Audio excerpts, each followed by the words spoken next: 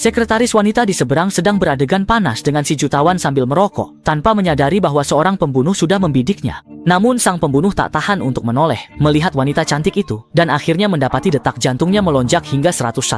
Dia memutar sebuah lagu di earphone-nya untuk menenangkan diri, karena hanya ketika detak jantungnya 60, peluru yang ditembakkan akan benar-benar tak meleset. Akhirnya, kesempatan emas pun tiba. Ia membuka pengaman dan menarik pelatuk. Sang pembunuh mengisi peluru lagi, bersiap untuk menembak sekali lagi. Namun petugas keamanan bergegas menutup tirai. Sadar ada yang mencurigakan, bodyguard itu segera membongkar senjata dan bersiap kabur. Ia memungut selongsong, memasukkan perlengkapan ke tas, melepas jaket, lalu memakai helm.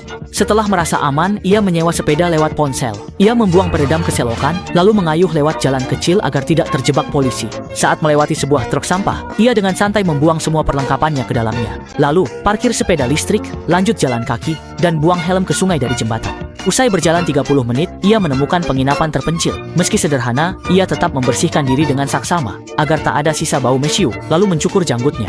Lalu, ia ganti baju dan menyemprot penghilang bau. Pria itu tiba di bandara dengan tampilan baru. Inilah skill wajib pembunuh bayaran. Ia harus sangat teliti agar lolos dari bahaya. Namun, di pemeriksaan tiket, ia melihat anjing pelacak. Polisi rupanya berjaga di sana. Pria itu berpikir sejenak, lalu keluar antrean. Ia ke kamar mandi, membersihkan diri menyeluruh, bahkan membuang gelang yang dipakainya 20 tahun. Untungnya, ia lolos security dan tak ada yang sadar hal aneh. Sebelum terbang, ia menelepon atasannya. Atasannya kaget dia gagal, padahal 20 tahun jadi pembunuh, dia tak pernah meleset. Karena sudah terjadi, mereka hanya bisa mencari kesempatan baru. Usai menelepon, Mike mencabut SIM lalu menginjak hancur ponselnya. Meski sudah waspada, di pesawat ia merasa ada yang aneh. Pria berkacamata hitam terus menatapnya. Bahkan saat Mike transit, pria itu tetap menunggunya di ruang tunggu.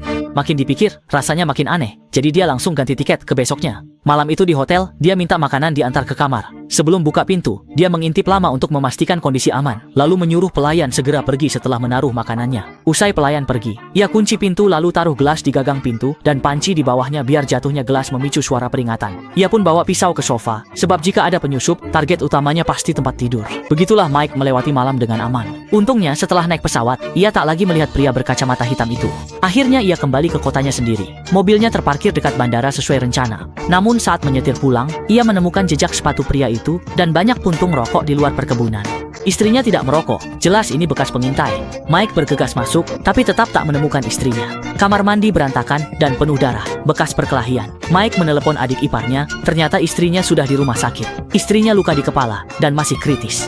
Adik iparnya bilang, ada 2 orang asing menyatroni rumahnya dan memaksa kakaknya mengungkap keberadaan Mike.